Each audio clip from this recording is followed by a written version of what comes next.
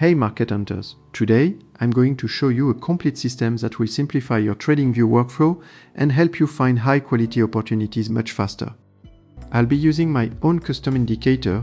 It helps identify high probability market setups. I'll show you exactly how to access it at the end of the video. Let's get started. Let's start by creating a screener. Go to the Products menu on TradingView, then select Screener and Stocks. I've already created a screener here called Demo. If you want to create a new one, click on the drop-down menu and select Create New Screen. You can also use a shortcut Shift+N. Now let's configure it.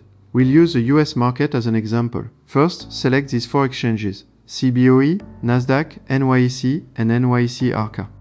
Next, select only common stocks. Now we'll apply a few simple filters. Set market cap to large. Set gross revenue to positive.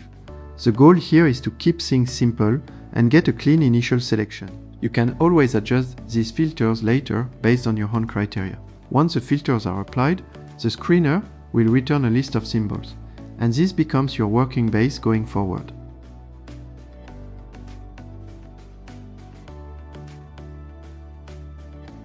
Now let's turn this list into a watchlist. First step, create a new watchlist.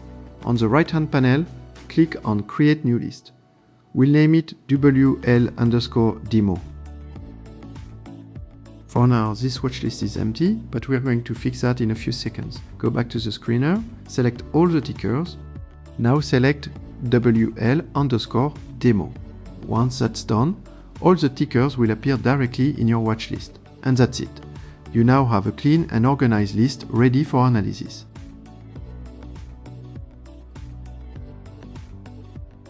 Third step, the Pine Screener. Keep in mind this feature is still in beta on TradingView. Go to Products, then Screener, then Pine. Start by selecting your watchlist. Next, choose an indicator. Important. To use an indicator here, you first need to add it to your favorites. You have 2 options. Option 1. Use the direct link to the indicator I published and click Add to Favorites. Option 2. Go to a chart, open Indicators at the top, and star the Mastery Screener in the Invite Only section. And while you're there, don't forget to like this video and subscribe so you don't miss anything. Once the indicator is added to your favorites, you can select it in the Pine Screener. It will load. This may take a few seconds to compile.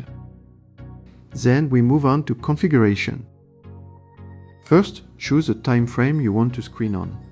Then go into the settings to define your parameters. For example, here we want to analyze buying and selling flows across the symbols in our watchlist. So we select the flow type: AGG, SEQ or CMB.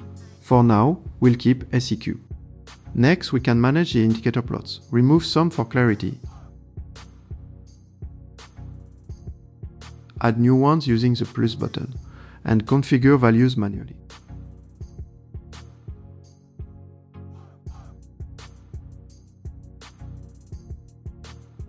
For example, select symbols with a flow between 11 and 13, then run a scan.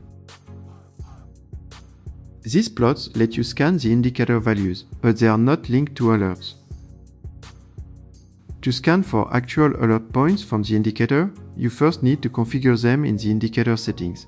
This is the first section called Flow Alert Settings.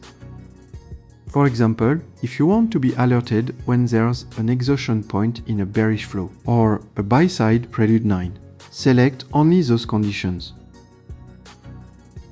Then you can add additional filters in the second section called Alert Filter Settings. For example, a close above the PTDL support or a neutral or positive PTDL. Once everything is configured, go back to the Pine Screener, select Screener Alert, and make sure the condition is set to true. Now run the scan again, and you'll get a list of symbols that match your criteria.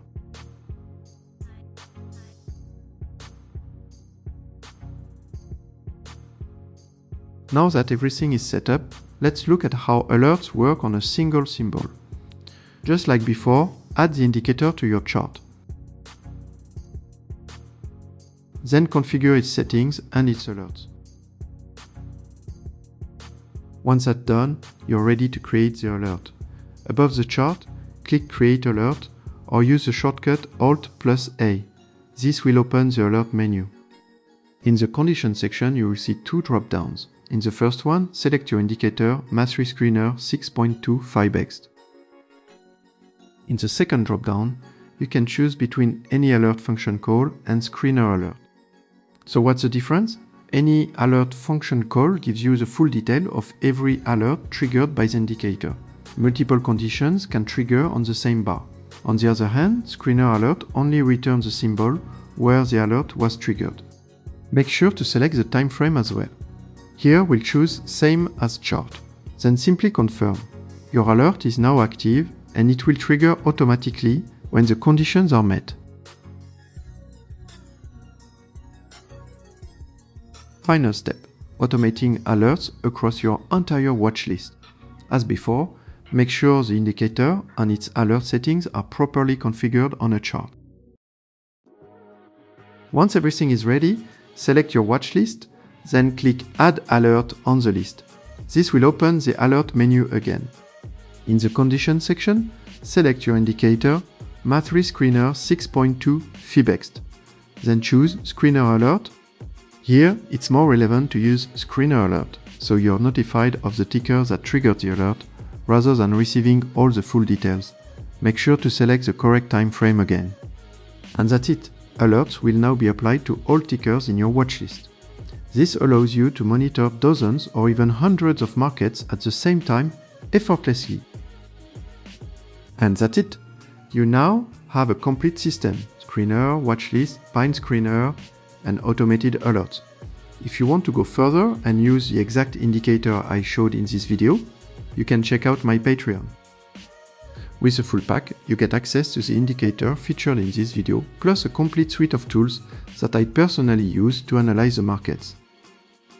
The goal isn't just to give you an indicator, it's to provide a full ecosystem designed to save you time and dramatically improve the quality of your analysis. If you'd like to test the tools and see how they fit into your workflow, you can try them for free for 7 days. The link is in the description. If you found this video helpful, don't forget to like and subscribe. See you in the next one.